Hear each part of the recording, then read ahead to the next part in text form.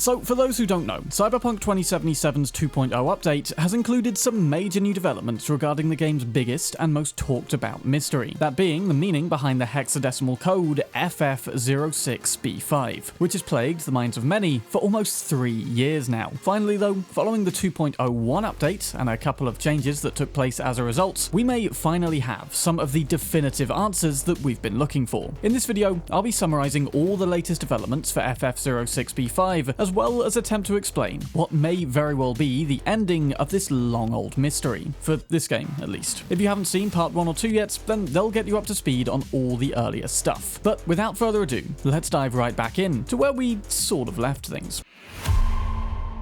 So last time we were left with the 8 data terminals, all requiring codes which previously had only been found via the help of Redmod, i.e. cheated into the game. Something CDPR were particularly determined to keep covered up. And now we know there's a couple reasons as to why. You see, these codes, which are displayed on screen now, are totally different to the correct ones which have been legitimately figured out in 2.01. And it's been theorized, again on the subreddit and Discord, which get full credit for these discoveries by the way. I mean, those guys are just insanely clever, but theory is that those codes weren't actually the ones which CDPR ever meant to be the correct answers, and that the now very clear sense-making correct ones simply hadn't been programmed in yet for some reason. As we look at the solution, you'll see why this starts to make sense. Though bear in mind, these might have also just been the product of a slightly different method, which was replaced with the geniusly satisfying one that we have now. See, the key to solving these in 2.01 is the Ouroboros, an awesome cross-game Easter egg which we need to utilize both parts of in order to get the codes. Firstly is Tyromantas' laptop, out in the Badlands junkyard, containing what turned out to be a cipher in Elder text. This was solved by a handful of incredibly intelligent Redditors whose post will be linked down below. And what they realized was that these letters aren't actually random, instead appearing in sets. P and V only ever appear together or in an exclusive pair, as do H and U, O and Y, K and W, G and Z, S and N, and T and I. Also B, D and F crop up, but only ever together. Turns out that by converting each cross on this grid into the ascending prime numbers from 2 to 61, and then converting each decimal back to a hexadecimal, we wind up with each vertical pair of letters corresponding to a distinctive number from 1 to 9, as well as being left with the other 3 letters, which are themselves also part of hexadecimal. This is our key, a means by which we can convert any of these letters into corresponding numerical values. So where else then have we seen the Ouroboros surrounded by Elder text which converts to this same lettering? That's right, The Witcher 3. Now, this has got to be the craziest, most drawn-out Easter egg I've ever seen. Like, seriously, you telling me they planned this back with The Witcher 3 Complete Edition, or have they simply built the scenario around the code they put in there? Because yes, these letters from The Witcher 3 are in fact a code. And now,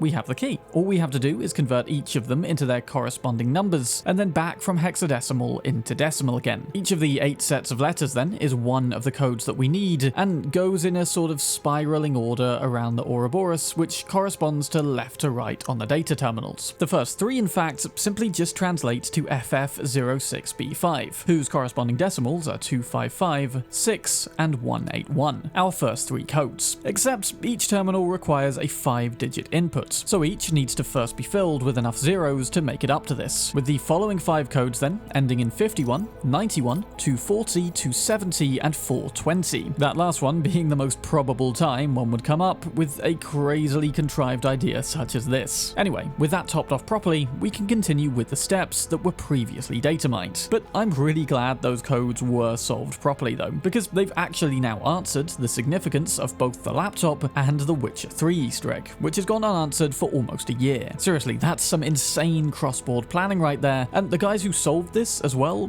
you are just utter geniuses. Like, how did you think of that? So, I mostly glossed over this whole segment in the last video since it hadn't been properly unlocked yet, but now let's go back and delve deep into everything that happens here. Coming to the mattress and AFKing until the cutscene triggers is still the next step. For me, I waited from 4 AM for about 6.5 in-game minutes. This hasn't always worked for me, but one thing, possibly irrelevant, that I've always had equipped is the Militech Apogee Sandevistan. I've waited for 15 minutes without it and got nothing, then come straight back with it and bam, first try. It occurs to me really as relevant simply because of the Aardwolf thing at the end of the maze, which is the callback to the Wolfenstein 3 Easter egg saying call apogee, say Aardwolf. Let me know in the comments though if you've managed to trigger this scene without the apogee. Anyway, it will start with V coughing, before passing out. First, we'll see the Ouroboros again, and more Elder text. 3 guesses what it spells out. FFVQBZ, which we already know ciphers back into FF06B5. These combine into a white cube, and then we get this kind of static TV screen, and on it, a very special number, or several permutations of it. This is the fine structure constant, a number in physics which quantifies the strength of electromagnetic interaction between elementary charged particles. We don't know why it's this particular figure, but if it was ever so slightly different, then the universe would not work the way that it does. Why are the later digits oscillating here then? Well, my first theory is that it's hinting towards a possible multiverse, multiple worlds being separated perhaps by slight variations in this number, and given the Witcher tie-ins with this whole thing, which itself exists in a multiverse, I think it makes it potentially likely. Though any physicists, please feel free to tear apart if and why that wouldn't be the case. You know, I'm not something of a scientist myself. Waking up again, it's nighttime, and now a flashing yellow cube of QR codes is directly in front of us. Don't walk towards or away from it just yet, else it'll end the scene. Waiting, we will see 3 messages: no future, trust no one, and turn back. Some have theorized that these correspond to the 3 different life paths, warnings for each of the 3 versions of V. Now, the QR orb is very blurry and looks pretty unscannable. However, by triggering photo mode and switching off depth of field, it should become clear as day. You just might want to bring down the exposure and up the contrast for the clearest image. Fortunately, Reddit again was able to isolate the QR, and yes, it did have a message for us, though it's probably best if we read it in a bit, since it's pretty conclusive and there's a lot more to this first. Ending the scene, you'll wake up again to Polyhistor leaning over you, their face not visible. I was kinda hoping this would be the Zen Master, since it'd tie all of that into this as well, but no. Some people's game did glitch, and he was revealed to just look like a generic NPC. Hardly the stuff of legend, but maybe that's part of the point here. Just a regular dude unraveling the secrets of his universe. Because, oh yes, it looks like he did. Luckily, leaving behind a personal log documenting all. Let's have a read, shall we? There are 6 entries here, so let's go through them one at a time. Personal log 1 reads, quote, "I finally made it, but apparently I wasn't the first. There's another here, found at the epicenter, partially covered in sand, unconscious but alive. An unlucky passerby? The trespasser who accessed my mainframe? I've tried stims, electroshocks, even a slap to the face, sorry, stranger, but nothing will wake her. There's nothing more I can do except to make sure she at least won't choke on her own vomits. I need to finish setting up my equipment and examining the surrounding area. The path leads here. It's time to discover why." End quote. So Polyhistor clearly returned from Night City, as mentioned in the first video, to find we'd accessed his shack and cracked his mainframe, leading him to the same spot as us. Clearly a decent guy, as he tries to help us out. Though of course, nothing can stand in his way. He will finish what Tyromantas started. Log 2 reads, quote, "Initial environment scans. No abnormal electromagnetic phenomena, normal background radiation. Whatever makes this place special, I can't identify it. In any case, if I'm right, the window should open in less than a minute now. And this mystery woman, she still hasn't regained consciousness. A coma? Odd. Odd, so very odd." End quote. A window? I'm guessing not the double glazed kind, right? No, my initial thoughts to this is that it's gonna be a portal. Now, where have we seen those before? But first, let's read log 3. Quote, "Something happened. I don't know how to put it into words. I saw a vision? A hallucination? One moment walking in circles, barefoot in the sand, the next suddenly indoors. A room wholly unfamiliar, but there was someone else, sitting and watching a TV or a monitor. I couldn't see their face, but I could make out their image on their screen. It was me. They were watching me, or rather, watching through me. It doesn't make any sense. Whoever this watcher is, they were supremely focused as they watched. No, not watched, so much as observed. Seemingly unaware I was in the room with them. As I write this, I'm back in the desert. I don't remember how or when I awoke. I don't know how long this dream lasted, for lack of a better word. I'm going back. I have to, but I need to prepare." End quote. And okay, this is beginning to sound a hell of a lot like a fourth wall break, right? Like Polyhistor is seeing outside the game he's a part of, only to see himself puppeted by a player, who I would suggest is us, except we never control Polyhistor. Curiouser and curiouser. On to log 4 then, reading quotes. It was clearer this time. The Watcher sat exactly where they had before, but this time I could make out some sounds. I could discern more detail, but it required immense focus, effort, this punishing pressure, as if someone or something didn't want me to see, as if I was a persona non grata in this place, but present all the same. I studied the Watcher in an attempt to learn more their intents, their purpose. The monitor appeared to be connected to a computer terminal. This time was different than before. I didn't see myself on that screen. The image showed Night City, seen from the above like drone footage. The Watcher is spying not only on me, but all of us. Why? Why? It's time to make contact, to let the Watcher know that they too are being watched. End quote. Okay, with this one, I'm mostly convinced this isn't actually a fourth wall break anymore, save for one tiny detail. See, for console players, the Watcher's monitor isn't connected to a computer terminal, but rather, quotes, a kind of compact computer, an entertainment console? End quotes. And why would the game be differing between what us, the player, is using if it's not breaking the fourth wall in any way? Except, here's the thing, watching over Night City, spying on everyone, even through everyone, sounds a lot more like it'd be in the interests of a more in-game entity. We know from other examples that both Night Corp and Rogue AIs appear to be working in tandem and doing all sorts of things, like screwing with people's optics and trying to passively control their subconscious. Also, all the Witcher connections regarding this mystery, well, that would make a lot more sense if The Witcher wasn't part of Cyberpunk's multiverse, but rather was still just a video game, nested in the world of Cyberpunk. Which of course, it is. We pull it out of the drawer in the Corpo prologue. Also, the secret hidden in a game over 60 years old, the key to unlocking this thing, the Ouroboros, was hidden in The Witcher 3, 62 years old by 2077. And let's maybe ignore the fact that the Easter egg wasn't in fact added until 2022. Now, let's move on to the 5th log, reading quotes. An empty room. The Watcher was gone. I wanted to leave, to see more, but the further I got from the screen, the more I was drawn back to it. I sat, taking the Watcher's place, focused on the image, blurry, indistinct, but gradually sharpened, that familiar outline.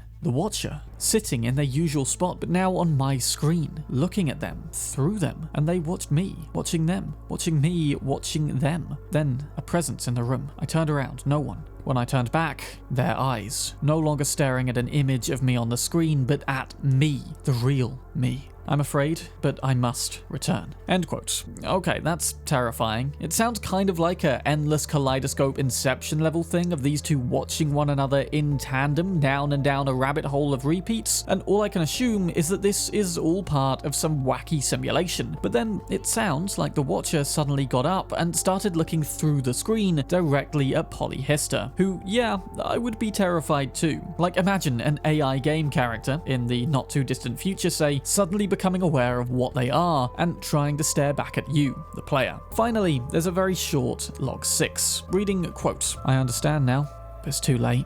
Something ends. Will end? Has ended. Farewell.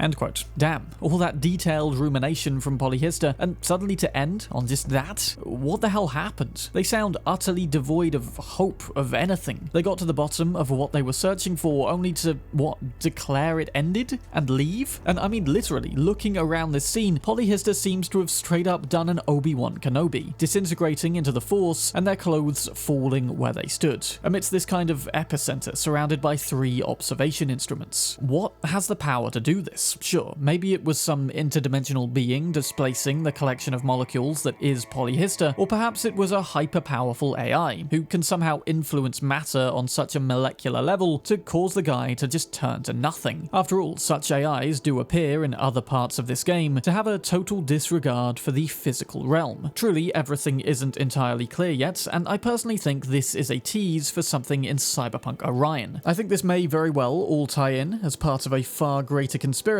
involving Blue Eyes, Lilith and the 10th Circle, and all the stuff about rogue AIs from beyond the Black Wall. But then maybe I'm entirely wrong there, and I'm simply trying to simplify all the big unsolved mysteries of the game by grouping them into one. Now, there's a couple more outlying clues here, which are definitely worth exploring too. First up, of course, we have the physical, tangible reward for this whole endeavor. And man, the Thornton Machinal Demiurge looks and drives like a freaking demon. Like a big hulking one, not a speed demon. It's actually great at traversing the shallower parts of the Badlands junkyard, and just all round has better suspension than anything else on the road. A truly one-of-a-kind truck, and a driving experience quite unlike anything else. But we should definitely also read the description. Quote, Demiurge, a fitting name for someone who calls himself Polyhistor. That said, there's no denying this Machinal truly evokes a sense of wrathful divinity. Blessed with gargantuan size and almost apocalyptic power under the hood, its driver will feel like a god of the road. Many would undoubtedly sell their souls to get behind the wheel of this monster truck. End quote. Yeah, there's a lot of, shall we say, satanic allegory there. And indeed, the word Demiurge actually means the creator of the purely physical universe, the material plane, often serving as an antagonistic entity in most religions, or certainly not a benevolent one, at any rate, fashioning the physical world to make it conform to unbreakable laws of rationality, almost like the writer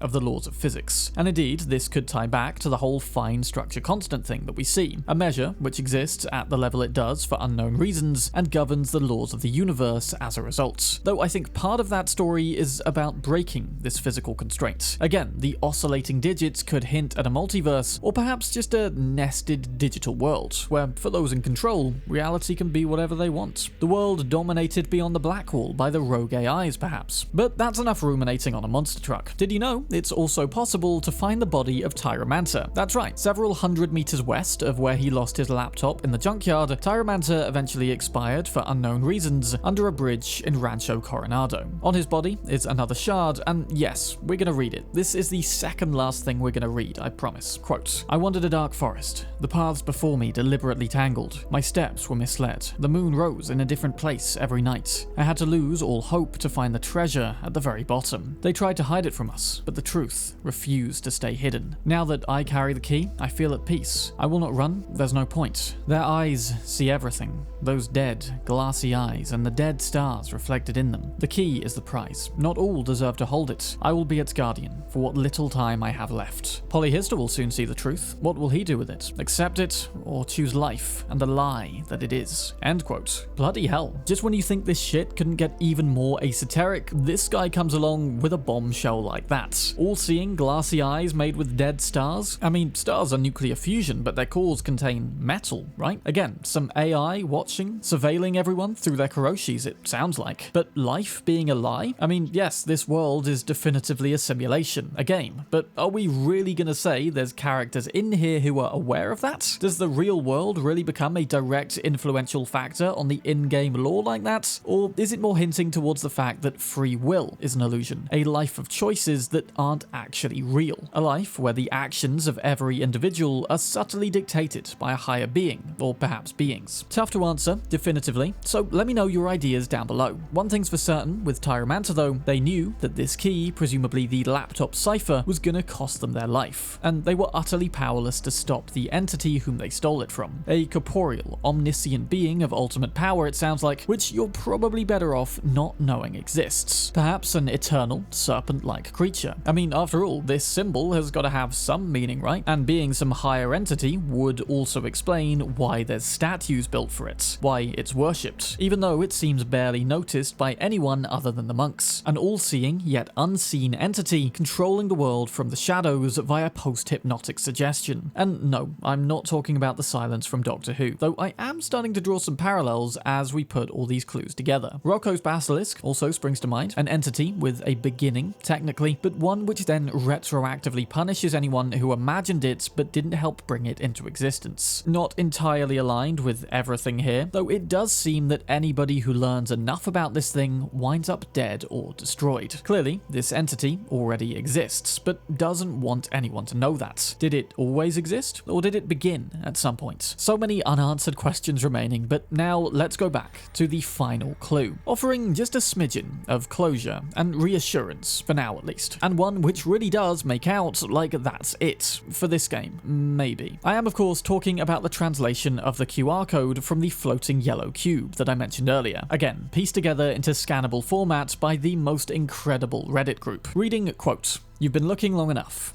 You can stop now. It's over.